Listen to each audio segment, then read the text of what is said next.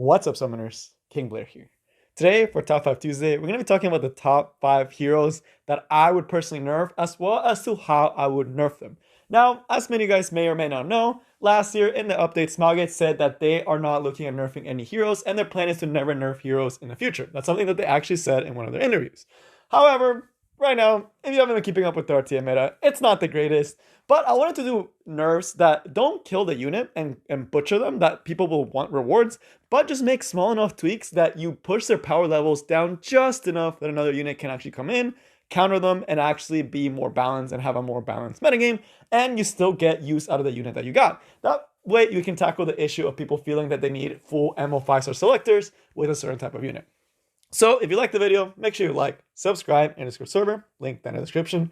Without further ado, let's get right into it. If you think I missed a unit, let me know in the comments. I did try to rate them. I don't always get to all of them, but let me know if any of the heroes that you would like to be nerfed. You let me know in the comments, or if I missed one, and let me know how you would nerf them. Without further ado, let's get right into it. So, starting with the honorable mention. Now, these are heroes that I know are quite strong, but I personally don't struggle with, and I've never really struggled too much with them. So I think they're okay, but I know a lot of people do not like these heroes. One of them is going to be Violet. I know a lot of people don't like Violet. The biggest thing that I would actually change about Violet is right now he's actually a really good anti-cleave. The reason being that if he has immunity set, the opponent runs the risk of never hitting him, and he'll counterattack and kill the opponent. And that's kind of the niche that he kind of does in countering water. The big thing though is that he also just becomes a generally really good DPS because of the S3. What I would do about Violet to actually put him down to a better power level is keep the rest of his kit the same, but make it so the S3 does not reset when you use it. What that does is that it forces you as a Violet player to actually decide when the best time is for you to do the big damage S3. That would not only make him require more talent to actually use, but also show the good Violet players from the bad, and he's still able to keep his niche as a counter to cleave for the teams that don't have a lot of different heroes, because he's still going to be surviving, he's still going to be countering, but it'll make some of his matchups worse into some of the other heroes. Now, I do know that this means that a Ravi would need to be tweaked as well, because he actually does really good into a Ravi. He's one of the few units that can check a Ravi, so losing that S3 would make him kind of lose to a Ravi in most situations, because a Ravi would actually be able to survive a lot of the times. But again, you still have the very end game, you can still S3, but resetting and getting this for free and getting the vision for free is what really pushes him over the edge. And taking that away is still pretty really good unit. It's just you take away that slight edge. On the other hand, we have none other than Balian. This is another hero that a lot of people hate, and there's a little bit King Blair hot take. It's been a long time since I've done a little hot take on my own, but I actually think Balian is not the strongest unit out there. Is she toxic? Yes, she does stop a complete playstyle, but she's actually something that is kind of needed in the game.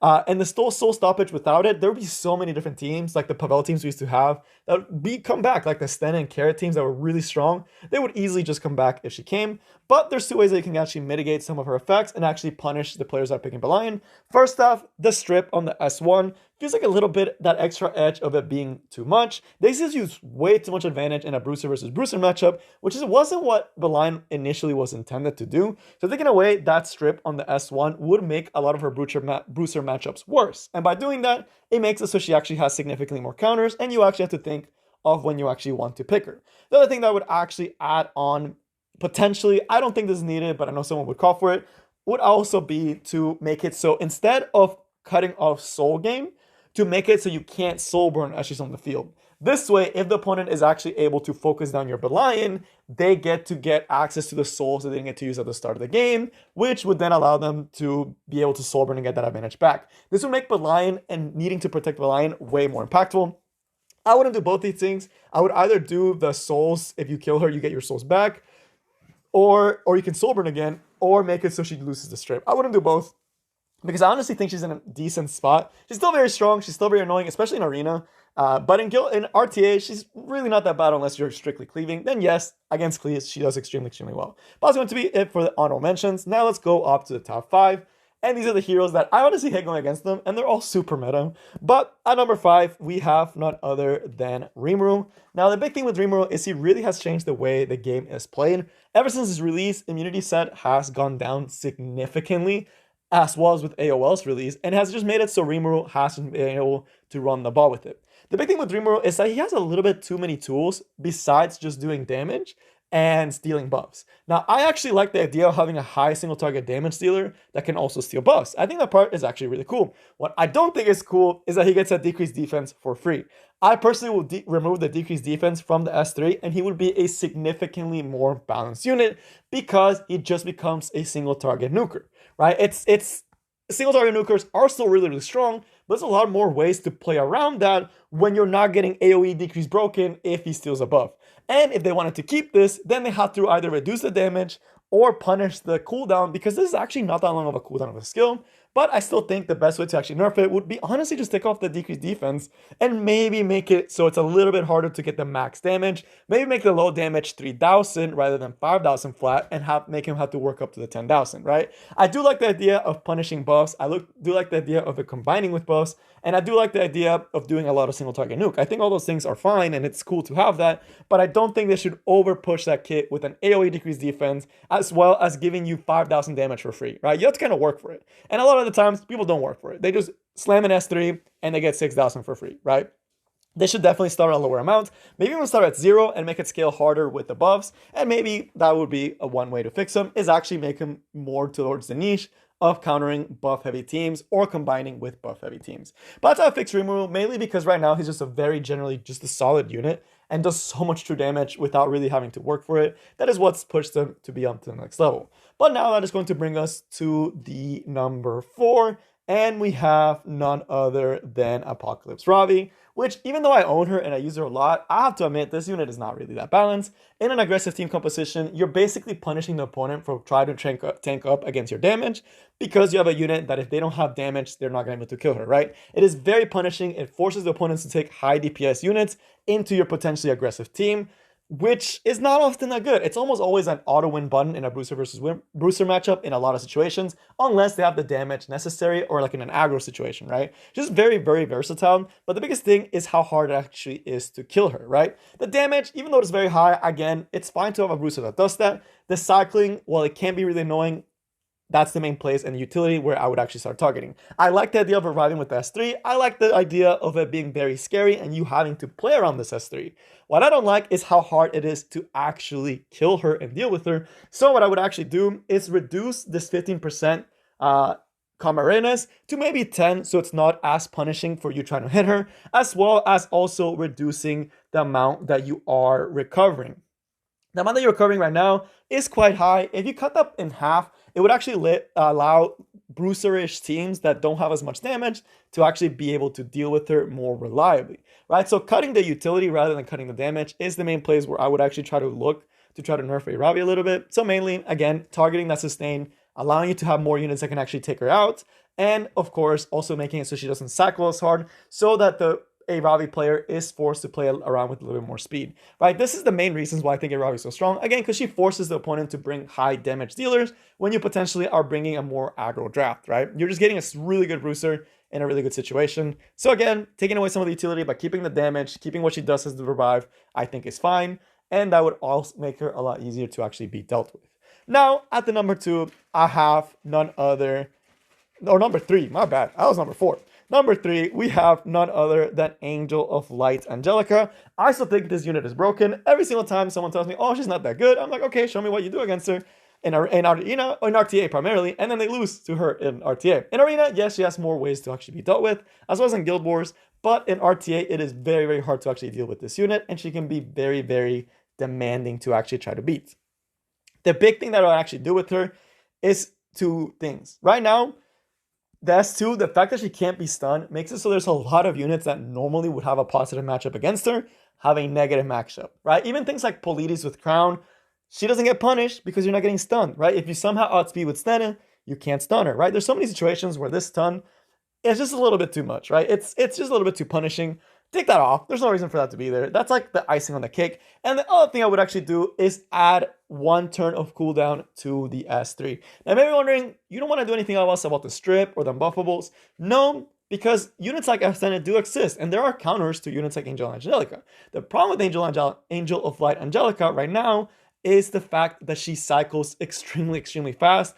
Even though she's very squishy, AOLs almost always get 2 S3s, which is very, very crushing. She'll be able to get an S3 off before she dies, and then even if you cleanse, it doesn't matter because you're getting stripped and apply cannot be buffed and silenced again. She already has innately very high cycling. She already has innately skill nullifiers. There's no reason she should be getting 3 different times where she's actually able to use this S3. I do think she has a place, and I do think over time she's going to be weaker as more better cleansing options are put out in the game. But as of right now, it just doesn't feel right that what her supposed counters are, which are cleansers, cannot actually keep up with the level of debuffs that she actually has on the S1 and the S3. And by just adding 1 turn cooldown to this S3 and taking off the stun, you actually create more scenarios where AOL actually loses, as well as making it so people don't get to strip you for free 2 times. So again, you're adding more situations where she actually loses. Again, small nerfs, right? I'm not trying to change the unit completely.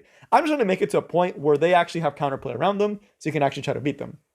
And then now at the number 2, we have none other than Conqueror Lilias. And Conqueror Lilias is a unit that just came out swinging at the gate. The amount of advantage that she provides over a battle, she's everywhere in Arena, she's everywhere in Guild Wars, she's everywhere in RTA. She's just way too good at what she does, which is setting up buffs for the team and provoking down one of your dark units. There's one nerf to her, and that's the only thing I would do, and she'd be perfectly fine and balanced unit, and that is going to be make this skill not give you an extra turn. And I know that sounds like a lot. I think the extra turn should be part of the soul burn, and this soul burn should go away.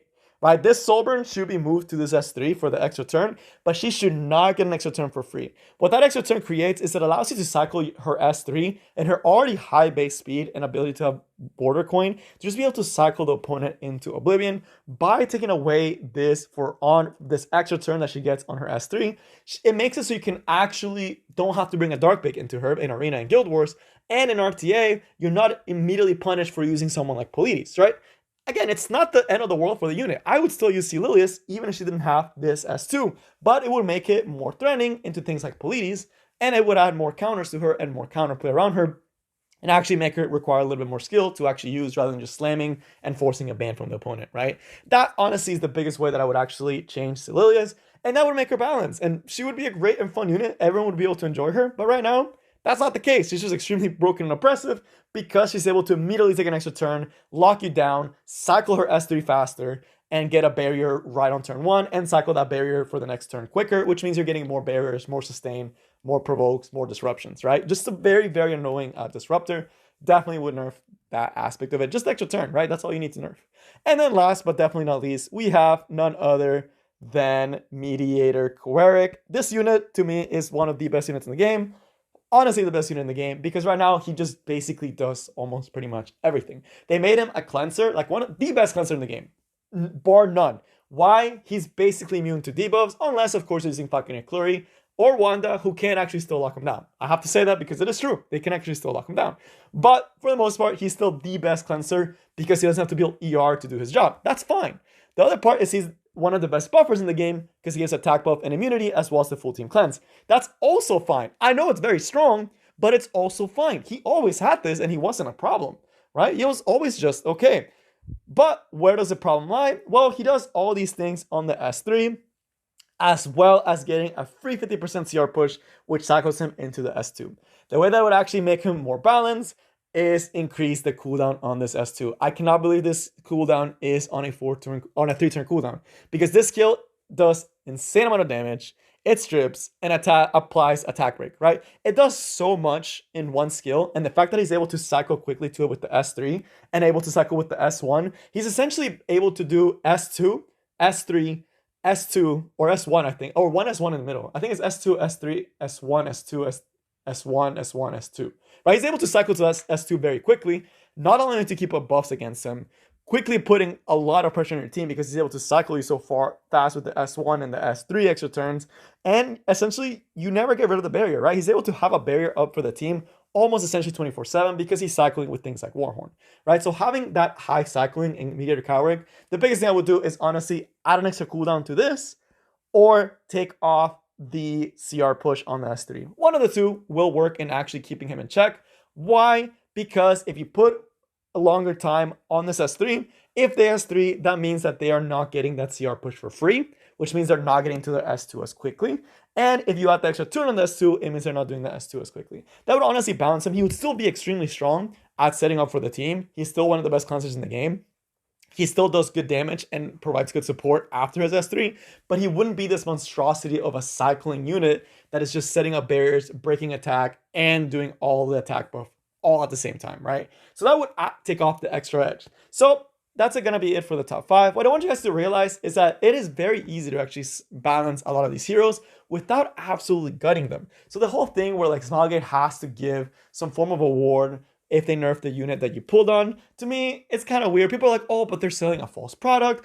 That's not necessarily true. A lot of different gacha games and different places do a lot of changes like this, right? It's not like they're going to get in like legal trouble in particular. They might, right? But they should win because there's precedent. There's other games. Summoner's War, for example, they nerf whenever they want, right? And there's other gacha games that nerf and buff as needed for the game, and they have done it. If they still want to give some form of selector, they can, or some extra reward, but it shouldn't be this game breaking, and it shouldn't get to a point where we demand Smilegate to give us all this for a single unit when they can just slightly modify the unit, right? They don't have to gut a unit to balance them, right? You don't have to make AOL a garbage unit. You don't have to take away her essence, her S3, but you can take away things like getting stunned. That's a very small interaction, but it goes a long way, and adding an extra cooldown. So, you know, she's actually balanced and is just there for the initial push rather than just being able to S3 for free 2 times in a row, right? So that's small extra tweaks to a unit that they can do to balance the power levels, keep the unit's identity, and if in the future it happens that they're way weaker, then just scale them back up, right? It's not that hard. I don't know, man. Maybe I'm just frustrated from RTA, from all the RTA playing. I don't know what it is, but that is going to be all I have for you guys today. Hopefully y'all enjoyed the video, and I will see you next time.